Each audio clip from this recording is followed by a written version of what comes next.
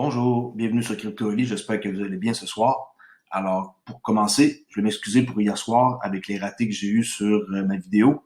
Alors, ce soir, j'ai fait en sorte que ça n'arrive pas. Alors, on commence immédiatement avec le prix du XRP qui est à 31 cents pile, en hausse légèrement de 1%. Qui est capitalisation de 448, légèrement en hausse de 8%. Rien de spécial à signaler ici. La heatmap, c'est pas mal dans le vert, je dirais à 70-30. Aujourd'hui, j'ai vraiment du contenu intéressant, vous allez voir. Alors, tenez, bon, la vidéo devrait être en bas de 20 minutes. OK, alors Fiat Leak ici, 23 cents 30, légèrement en baisse de 0,04%, 245 transactions par minute, 1000 transactions par minute. OK, ici le USD qui est beaucoup intense à cette heure-là. Et le Japon, l'Asie, ici, ça commence. Alors, rien de spécial, les marchés sont dans le vert, mais pas beaucoup en hausse. OK, alors on commence avec un article que j'ai trouvé. Si vous cherchez un job pour Ripple, et que vous avez des compétences, vous pouvez appliquer pour être un ingénieur de logiciel senior pour la liquidité. Ripple est la seule solution de blockchain, je rappelle, d'entreprise au monde pour les paiements mondiaux. Aujourd'hui, le monde envoie plus de 155 billions de dollars à travers les frontières. Ripple connecte les banques, les fournisseurs de paiement, les entreprises et les échanges d'actifs numériques via RippleNet pour fournir une expérience sans friction pour envoyer de l'argent dans le monde entier. On-Demand Liquidity, ODL, est un produit qui exploite les actifs numériques et la technologie blockchain pour améliorer le coût, la vitesse et la transparence des paiements transfrontaliers. Ce produit hautement stratégique pour Ripple est alimenté par la vitesse supérieure, le faible coût de transaction et l'évolutivité, de l'actif numérique XRP. Ce que vous ferez, on va voir les tâches là, demandées. Créer une plateforme de trading distribuée des qualités entreprises offrant un accès en temps réel au marché de la cryptographie. Recherche et agrégation de liquidités, modélisation et mise en œuvre de l'algorithme d'exécution, prototyper de nouvelles solutions pour des problèmes logiciels complexes et les implanter pour les déploiements de cloud de production, travailler avec les équipes de toute l'organisation, y compris les produits, sécurité, information, opération, pour penser au-delà des implications techniques de vos décisions en conception. Alors, si vous pensez être qualifié pour ça, appliquez. C'est quand même assez compliqué comme job. Ici sur Crypto News Flash, en quoi que Ripple confirme officiellement que c'est la plus grande banque indienne rejoint RippleNet, nouvelle du 22 septembre. Navin Gupta de Ripple a officiellement confirmé que la banque indienne HDFC avait rejoint RippleNet. HDFC Bank est le plus grand prêteur du secteur privé en Inde et la plus grande banque en Inde en termes de capitalisation boursière. Après que la nouvelle a été, soi-disant, involontairement relevée par Marcus Tricher, un membre de Ripple, là, en novembre 2019, le directeur général de Ripple pour la région de MENA, Navin Gupta, a maintenant officiellement confirmé lors de la conférence Swell MENA avec les investisseurs privés là, chez Ripple de cette année que la plus grande banque indienne HDFC Bank Limited a rejoint RippleNet. C'est une excellente nouvelle. Là. Ils sont en train de contredire le gouvernement indien qui disait que la crypto-monnaie pour le trading qu'elle n'est pas acceptée là, la semaine prochaine, apparemment, ça serait fou. Hein. Dès lors de la conférence Swell de l'année dernière, des rumeurs circulaient dans lesquelles Ripple aurait pu ajouter HDFC Bank parmi leurs clients. Richards, SVP of Customer Success, a révélé dans une entrevue pour The K-Jim Show que la société travaille avec de nombreuses banques indiennes. En parlant de nouveaux partenaires de Ripple en Asie, il a également mentionné HDFC Bank. Pour répondre à votre question, la première question, là, ici, c'est en cotation là, de la part du monsieur. Je peux appeler SBI Remit au Japon, un partenaire phénoménal de Ripple. C'est lui qui détient 50% de toutes les XRP, là, un fonds d'investissement énorme, 30% de Bitcoin, 20% d'Ethereum. Alors, 50% de tout leur portefeuille, c'est XRP. C'est bien fantastiquement un partenaire formidable. Ripple, Siam Commercial Bank et Standard Chartered Bank dans la ville natale de Singapour. Singapour, en passant, c'est full high-tech là, pour la crypto. De nombreuses banques indiennes avec lesquelles nous travaillons, Indus Ind, Kotak, Yes Bank, Axis Bank, récemment HDFC en Inde, QNB au Qatar, Saudi British Bank en Arabie Saoudite, Nous avons NBC de l'Arabie Saoudite, la banque Al-Rajhi. Alors, la HDFC Bank n'utilisera probablement pas les jetons XRP immédiatement, okay, parce que c'est pas encore réglementé, mais au moins testera ou utilisera la technologie blockchain de Ripple pour les paiements mondiaux. Alors oui, ils ont 300 clients, oui, ils vont avoir la possibilité d'acheter des XRP, d'utiliser le on-demand liquidity pour un pool de liquidité que les banques vont pouvoir piger dedans. Comme ça, ça règle bien des problèmes. Mais ils vont pas l'utiliser tout de suite jusqu'au temps que ça soit réglementé. Cambridge, qui va utiliser XRP pour des paiements mondiaux plus rapides, même si ça date de 2 ans, c'est important d'en parler.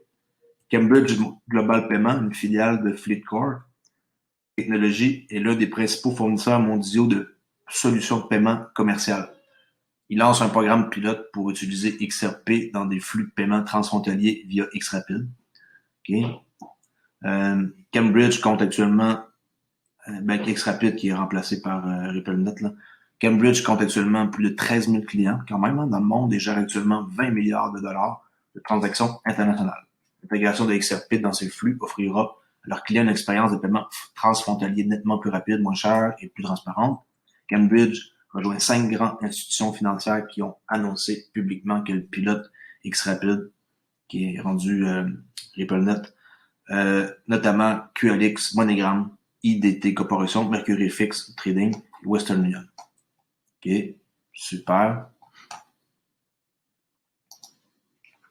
Ici, je vais monter MoneyNet Int pour des paiements internationaux. En quoi que ici, c'est une infrastructure, mais j'ai découvert que eux, ils run sur Ripple. Alors ça, j'étais bien content de découvrir ça aujourd'hui, là. Ils run sur Ripple. Alors, c'est toujours une bonne nouvelle de voir que il y a plusieurs choses que j'ignore au domaine par rapport à Ripple, puis je suis toujours surpris chaque fois de voir comment ils sont beaucoup implantés dans le monde, là. OK. Alors, MoneyNet Int. On tombe ici avec une nouvelle de VeChain qui s'étend à travers la Chine. Au cas où vous ne savez pas, VeChain, j'en possède, puis je suggère fortement aux gens de faire leurs recherches pour voir comment est-ce que c'est un projet solide qui tient la route. Le dernier partenariat stratégique de VeChain Tar en Chine provoque une flambée des prix de l'EFP, ce qui alimente un éventuel rallye haussier. Quand on voir les statistiques, c'est malade, là. VeChain a fait la une des journaux à la suite d'un partenariat stratégique en Chine qui pourrait les aider à intégrer des milliers d'entreprises à sa plateforme de solutions de traçabilité. VeChain, c'est pour tracer n'importe quoi, là. Une canne de conserve de poids que vous achetez au marché d'alimentation, à l'épicerie. Vous pouvez savoir sa provenance de A à Z. Ils vont intégrer ça avec les chaînes de restaurants Walmart, plein de Starbucks. C'est vraiment impressionnant, là. Environ 6,7 millions d'engagements sociaux ont été enregistrés au cours des dernières 24 heures, soit une augmentation de 600%. Et plus de 69% de toutes les interactions sociales ont été optimisées à propos de VeChain. Startup Blockchain a annoncé qu'elle avait officiellement rejoint l'Alliance chinoise pour la santé animale et la santé alimentaire, la CAFA, en tant que membre du conseil. VeChain est en passe d'être le seul fournisseur public de technologie blockchain de l'Alliance, fournissant un soutien technique, comme je disais tantôt, par rapport à la traçabilité à travers tout le pays. Ici en cotation, en utilisant VeChain Toolchain, toutes les entreprises membres de l'Alliance seront capables d'enregistrer des processus clés de produits alimentaires sur la blockchain de manière inhumable et sécurisée, établissant un pont de confiance entre le consommateur et les entreprises. Tu vas savoir exactement où est-ce que ton grain de café vient, la provenance, le champ, le pays, tout. C'est ça l'avenir de VeChain. La traçabilité peut commencer de la culture, de la transformation, de l'emballage, de la logistique, la vente au détail et plus encore, du soutien parfaitement de la vision de la CAFA de fournir aux consommateurs des aliments d'origine animale sûre et de haute qualité. Ils sont aussi partenaires avec BMW récemment pour savoir si l'auto que vous achetez usagée, c'est une volée ou pas. Nike sont partenaires. Ils vont mettre une puce dans votre semelle pour voir si que vous allez aller dans une boutique où ils vendent des Nike, vous allez pouvoir savoir en scannant un QR code si votre espadrille Nike, votre chose est contrefaite ou pas. Alors, je trouve ça important au prix que ça coûte des Nike, là. OK. Alors, VeChain étudier le projet, c'est le signe, c'est VET. Ici, je voulais vous parler que Instacoin, ça, c'est des guichets comme ça qu'ils ont installés partout au Canada, dans mon pays. Puis, c'est comme ça que j'ai acheté, je crois, mes premiers... ma première transaction, c'était sur Gemini, là. Mais j'ai acheté l'été passé, pour la première fois dans une machine comme ça, des bitcoins. Tu déposes l'argent comptant, puis tu reçois des bitcoins, ok? Puis après ça, j'avais acheté comme, je pense, de l'électronique sur un site là, sur Internet avec mes bitcoins, tout ça. Alors, c'est juste pour montrer que ça existe. Puis les gens pensent que ça n'existe pas, ben oui. On scanne, puis c'est super facile, on insère l'argent, puis on reçoit les bitcoins. Ils prennent un léger frais, là. OK, ça, c'est au Canada, Instacoin. Ils acceptent maintenant des stablecoins. Sinon, tout ce qu'ils acceptent sont là ici, la monnaie. Pour un service, prévention, prévente en ligne. Alors, si vous êtes au Canada, ben, vous pouvez voir si vous en avez pas loin de chez vous. Je sais qu'à Montréal, il y en a comme plusieurs d'installés dans des dépanneurs, des places comme ça.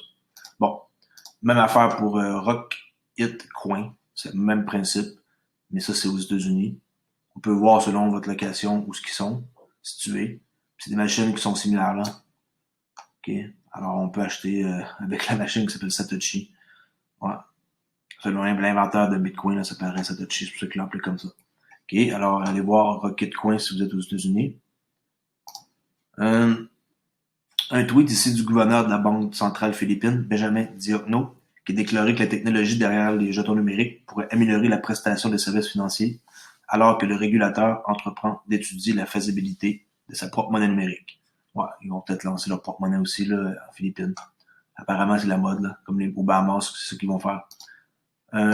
Bloomberg, qui disent que les injections de liquidités, dans le fond, les ultra-bons là, sur les marchés de la Banque centrale européenne, la semaine prochaine, pourrait faire passer pour la première fois le montant des excédents de trésorerie de la zone euro au-dessus de 3,6 billions de dollars. Wow, wow, wow.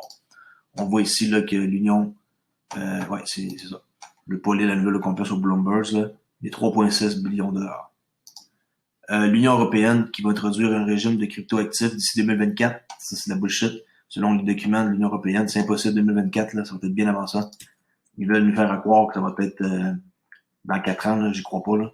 L'Union européenne introduira de nouvelles règles d'ici 4 ans pour rendre les paiements transfrontaliers plus rapides, moins chers, grâce à l'utilisation de la blockchain et des actifs cryptographiques, comme les pièces stables montrées dans des documents de l'Union européenne. La Commission européenne doit définir sa stratégie pour encourager une plus grande utilisation de la finance numérique, à un moment où à 78% des paiements dans la zone euro sont en espèces. Quand même, 78%. Il souhaite également une transition rapide vers les paiements instantanés en général, car les verrouillages de le lockout qu'il y a eu, là, pas le lockout, qu'on s'est mis dans nos maisons, là. C'est ça le terme que j'ai de misère à trouver, ont montré le rôle croissant des paiements sans numéraire. D'ici 2024, l'Union européenne devrait mettre en place un cadre complet permettant l'adoption de la technologie du grand livre distribué, le DLT, et des cryptoactifs dans le secteur financier, ce qui indique les documents. Il devrait également aborder les risques associés à ces technologies. Les stablecoins, un type de crypto-monnaie souvent soutenu par des actifs traditionnels, ont sauté dans les agendas des décideurs politiques l'année dernière, lorsque Facebook a révélé ses plans pour son projet de jetons Libra. Inquiétez-vous pas, Libra, ça n'a pas rapport avec XRP, là, c'est pas un concurrent. Là. Les banques centrales étudient actuellement l'opportunité de lancer la leur. Les CBDC, là, les Central Bank Digital Currency, ils vont lancer leur propre monnaie. Les banques centrales, c'est sûr. Là. Les systèmes de paiement instantanés devraient devenir la nouvelle norme d'ici 2021. Ça, oui. Là. Les paiements instantanés conviennent à de nombreuses utilisations au-delà des virements traditionnels, en particulier pour les achats physiques en ligne et en ligne, qui sont actuellement dominés par les systèmes de cartes de paiement. L'Europe recherche depuis longtemps des alternatives locales à des sociétés comme Mastercard, Visa, sociétés de paiement américaines très utilisées. Et puis la commission va évaluer l'impact des frais pour les consommateurs. Okay. On enchaîne avec partenariat avec la Chambre de commerce digital et Security qui organise, on appelle ça le Two Sides of the American Coin, un webinaire avec des panélistes qui vaut la peine d'être vu là, si vous comprenez un peu l'anglais. C'est le 1er octobre 2020 à 11h15 heure de New York. Vous pouvez voir ici la conférence. C'est de 2 heures. Le nom Two Sides of American Coin, on s'enregistre ici, c'est gratuit là. Moi, j'ai souligné ceux qui vaut la peine d'être vus. Le Brian Brooks, le contrôleur des monnaies aux États-Unis. C'est lui qui était chez Coinbase maintenant, puis qui a introduit, qui a dit aux banques qu'ils pouvaient se custodier, là, devenir sécuritaire en trouvant un partenaire tiers là, pour sécuriser les fonds des gens comme moi et vous. Là. Alors, ça s'en vient. Lui, il a donné le OK, puis il va créer des chartes, puis des façons de fonctionner, parce que les banques ne savent pas comment faire. Là. Puis Ripple sont là pour les aider.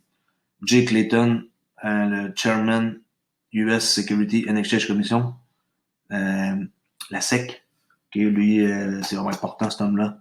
C'est lui qui va décider le sort de XRP. C'est pas compliqué, là, c'est lui. Puis lui, il est pro-crypto, alors toutes les chances sont de notre côté. Jennifer Pavey, la directrice de l'innovation des affaires et de management pour le DTCC. Allez voir ça, le site, c'est vraiment énorme sur le DTCC. Puis Seth Heartland, relations gouvernement et politique, la tête là, de dirigeant de ça pour Stellar Development Foundation. Stellar, n'oubliez pas, l'ancien cofondateur de Ripple, Jeb McCaleb, est rendu à créer Stellar et XLM, les Lumens, puis je crois que les deux vont fonctionner main à la main. Alors, un autre projet à étudier, s'il vous plaît. Même si c'est pas un conseil financier, faites vos devoirs, puis vous allez comprendre. Swift, l'ancien système qui date de 40 ans, qui crée cette nouvelle plateforme numérique pour des paiements Swift. J'ai annoncé le lancement d'une nouvelle plateforme numérique ainsi qu'une nouvelle stratégie pour les paiements instantanés. Ils vont pas se laisser faire, ils vont pas disparaître après 40 ans. Là. Tout l'argent du monde entier passe par eux. Là. Alors, ils vont pas arrêter de faire de la business du jour au lendemain, l'entreprise belge. Les transferts internationaux développés par la société Worldwide Interbank Financial Telecommunication ont toujours été beaucoup plus lents et plus chers que les transferts nationaux, à tel point qu'ils ont récemment commencé à faire face à la concurrence de Ripple. Ben oui, Ripple, ils vont vous rentrer dedans, puis moi, je suis bien content parce que les autres, ils nous ont crossé pendant des années et des années. C'est un terme québécois, c'est-à-dire qu'ils nous ont eu, là. Ils nous ont passé un tuyau en bon québécois pour dire que on paye des frais de 35-40 pièces sur un wire transfert, ça prend 3-5 jours. Vous trouvez ça normal? Je suis désolé, mais non, on se fait avoir, puis il est temps que ça change.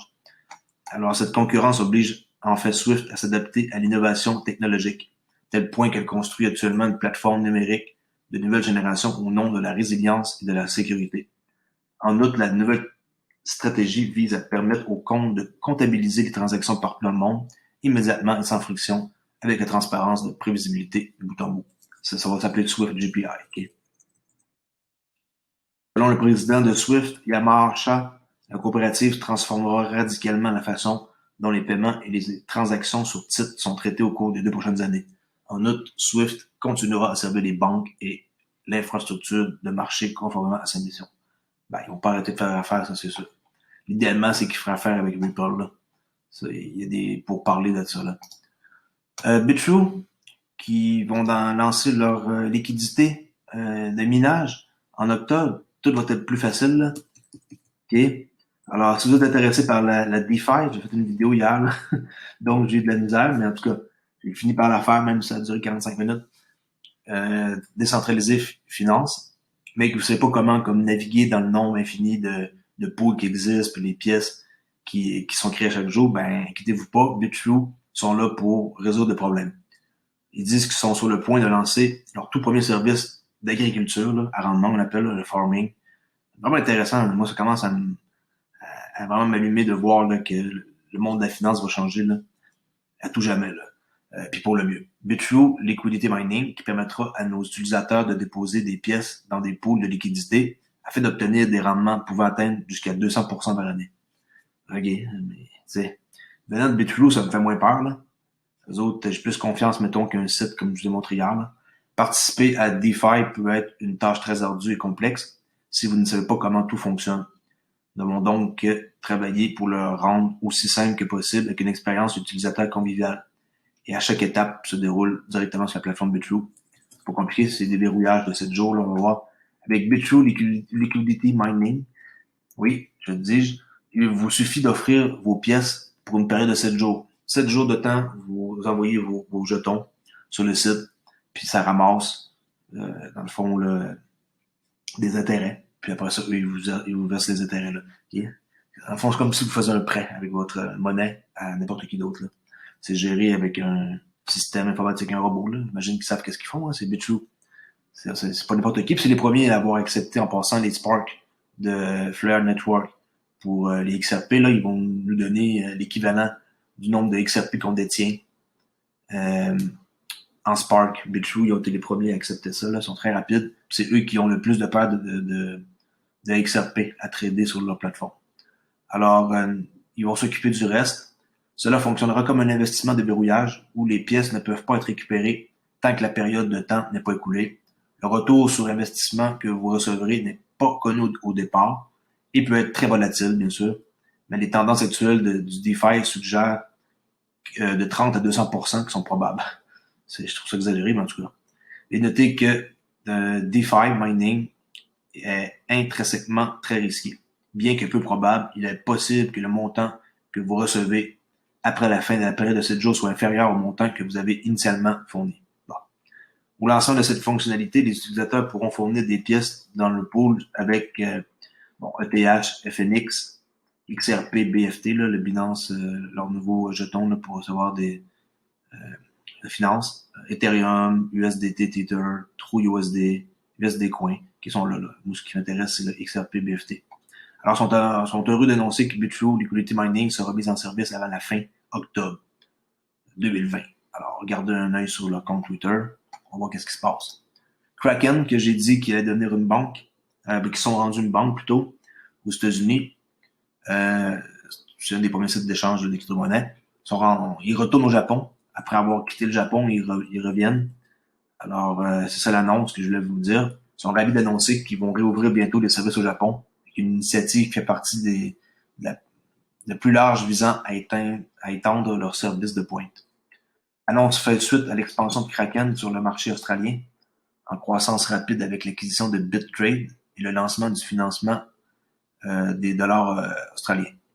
L'intérêt pour les crypto-monnaies augmente à l'échelle mondiale avec son histoire conviviale et son environnement réglementaire bien établi. Le Japon est en passe de devenir un pays leader dans la prochaine vague d'adoption de la cryptographie. Oui, surtout retenez SBI, là, le client de Ripple là, qui gère 50% de tout le portefeuille d'investissement avec des XRP.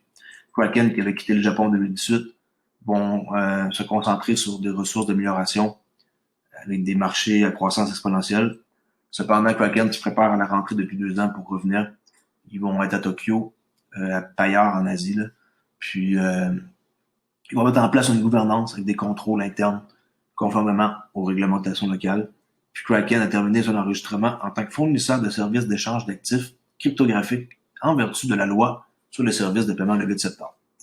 Alors, super. Les services qui ont été disponibles, trading au comptant dans 5 crypto-monnaies principales, Bitcoin, Ethereum, Ripple, Bitcoin Cash, Litecoin. Les paires de trading, crypto à crypto aussi, puis le yen à crypto vont être disponibles. Super. Vraiment une bonne nouvelle. Alibaba qui est sur la bonne voie pour devenir le plus grand détenteur de brevets de blockchain d'ici 2020. Ça, c'est Jack Ma de Alibaba, multimilliardaire, très grand homme d'affaires.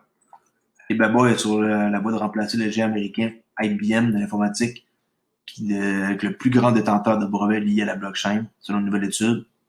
Un rapport du cabinet de conseil en propriété intellectuelle KISS Patent jeudi a révélé que le conglomérat technologique chinois dirigeait définitivement le spectacle, puis ayant déjà publié 10 fois plus de brevets blockchain qu'IBM, son plus proche rival, jusqu'à présent cette année. Si Alibaba continue à son rythme actuel, l'étude prévoyait qu'elle deviendrait la plus grande détenteur de brevets de blockchain d'ici 2020. On voit là, c'est eux en bleu, là. Incroyable comment ils ont pas arrêté, puis en jaune, c'est IBM.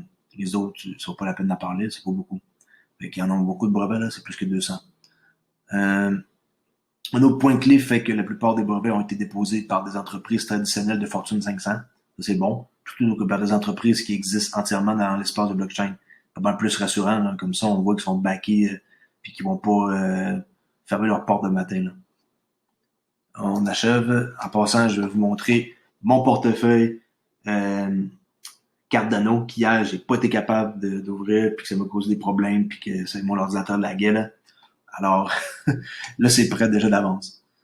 Ici, sur Cryptwork, Crypto, le Cryptwork. OK, le répertoire d'XRP. C'est tous des trucs qu'on peut acheter avec des XRP. J'ai pogné ça d'une nouvelle d'un gars sur Twitter. Alors, par exemple, vous voulez acheter un service fournisseur d'hébergement, vous pouvez payer avec des XRP. Vous voulez, mettons, je sais pas moi, service boutique marché, 400. Vous allez dans, on va dire, vêtements. Ah, tous les vêtements ici, vous pouvez utiliser des XRP pour acheter ça. Vous voulez aller dans le domaine de la santé, tout ça ici, on peut acheter des XRP. Vous voyez, ça s'en vient. Répertoire XRP. Payer avec des XRP, les entreprises qui acceptent le XRP comme moyen de paiement. Alors, on peut dépenser notre crypto-monnaie avec des XRP ici. Alors, allez voir le répertoire, là, c'est vraiment impressionnant. Jeu d'argent. OK. Toutes sortes de choses, là. Boutique, marché, adulte, n'importe quoi. Il y a toutes sortes de choses. Des livres, électroniques. Tout ça, on peut payer avec des XRP. Ça s'en vient la gang, même les e-commerce vont accepter les XRP. L'agence de voyage Crypto Travala fait son entrée sur le marché chinois. Travala, j'ai fait une vidéo par rapport à eux. Là. Travala, le site web de réservation de voyage en crypto-monnaie soutenu par Binance. C'est un gros joueur, hein, ça, Binance, qui soutient un bon projet. Se développerait sur le marché chinois en pleine croissance du voyage. Alors que l'industrie du tourisme du pays commence à rebondir après la pandémie du COVID-19. Selon Coindesk, l'agence de voyage en ligne a lancé un site web en chinois et crée une équipe régionale du support client. Il commence également à faire du marketing auprès des voyageurs dans le pays, dans le but de capitaliser sur le rétablissement du pays après la pandémie. Joan Otero, le PDG de Travala.com, a révélé que l'entreprise essayait de capitaliser sur le tourisme intérieur.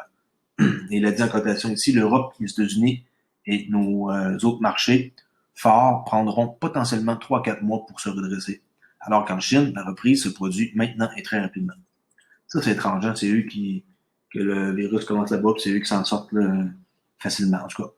Dans sa tentative de se développer sur le marché chinois, Travala commencera également à accepter WeChat Pay, très gros joueur, là, comme Alipay, là, c'est son concurrent, comme option de paiement, ainsi que sa gamme de crypto-monnaies et de devises fiduciaires qui inclut désormais le renminbi en Chine.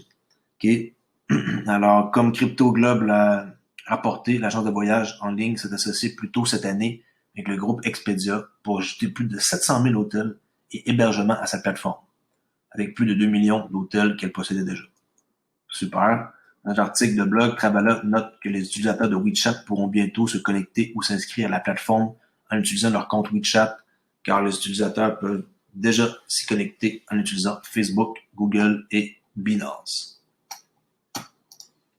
On achève l'argent de la réserve de la zone euro, déjà en milliards, j'en ai parlé tantôt un peu, là, mais ici il y a un article que les injections de liquidités de la Banque centrale européenne la semaine prochaine pourront faire passer pour la première fois le montant des excédents à 3 billions de dollars, 3,6 billions de dollars US.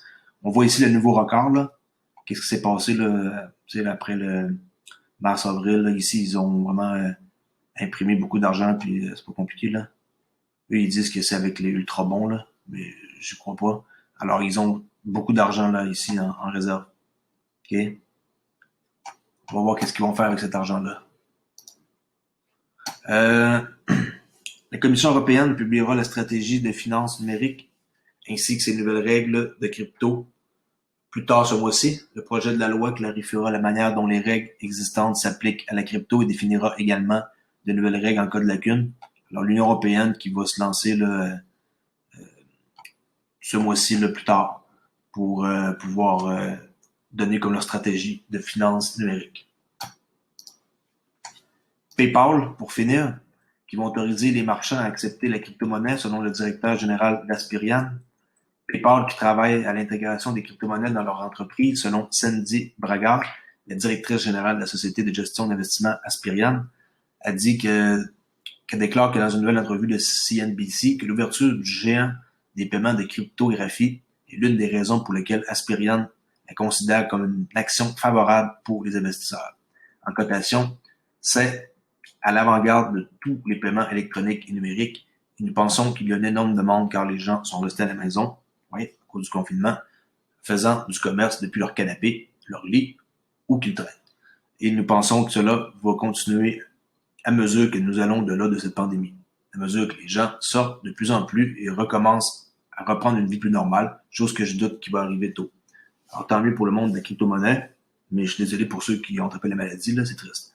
En juillet, des rapports ont révélé que PayPal prévoyait d'annoncer un partenariat avec la société fiducie Paxo. Oui, c'est un stablecoin basé à New York pour gérer la fourniture d'actifs cryptographiques une fois qu'elle lancera des crypto-monnaies. Paxo est le plus grand émetteur de stablecoins réglementés. Oui, ils sont réglementés eux autres, y compris Binance USD.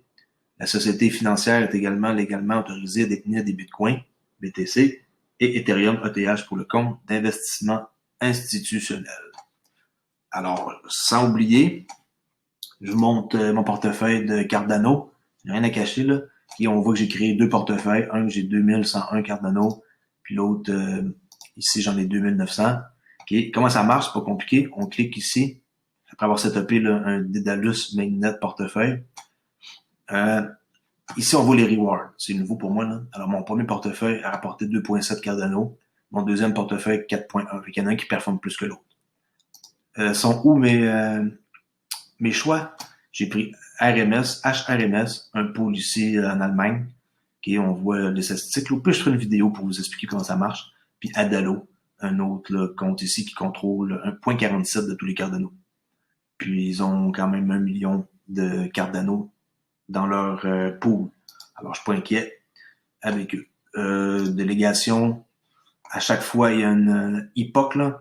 C'est le nombre de temps qui reste pour le prochain Cardano Epoch à commencer dans 4 jours. Puis là, on voit ici que j'ai deux portefeuilles qui sont liés à Dalo puis HRMS. Alors, je vous suggère fortement de vous intéresser à Cardano. C'est un projet vraiment intéressant.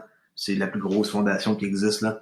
Puis il y a plein de gens impliqués là-dedans. Puis je vous dis, c'est un projet qui est dans mes top 5 de meilleures crypto-monnaies au monde, là, sans aucun doute. Alors, comme promis, maintenant que ça gèle pas, je vous ai montré mon portefeuille de Cardano. Alors, si vous avez aimé ma vidéo, j'espère qu'aujourd'hui, j'ai été mieux qu'hier, sans aucun doute. Abonnez-vous à CryptoAli. Je parle de XRP en général, Ripple. Sinon, le monde de la crypto, finance, économie, là, j'ai pas le choix, les trucs gouvernementaux pour les réglementations. Puis, ben, je suis super content. Ma chaîne, pour quelqu'un de nouveau, je pense que ça décolle, là, 34 abonnés. Puis, j'ai des vues, là, hier, même ma vidéo que j'ai pas aimé faire, que j'ai fait dérater, elle a duré 45 minutes, mais j'ai 52 vues, 79 vues, j'ai des vues. Je suis content que le monde m'écoute et qu'il me pose des questions. Ça me permet de pouvoir être enthousiaste pour l'avenir, pour ma chaîne. Alors, merci beaucoup d'avoir écouté. Abonnez-vous à CryptoAli. Puis, je vous dis à la prochaine vidéo. Merci.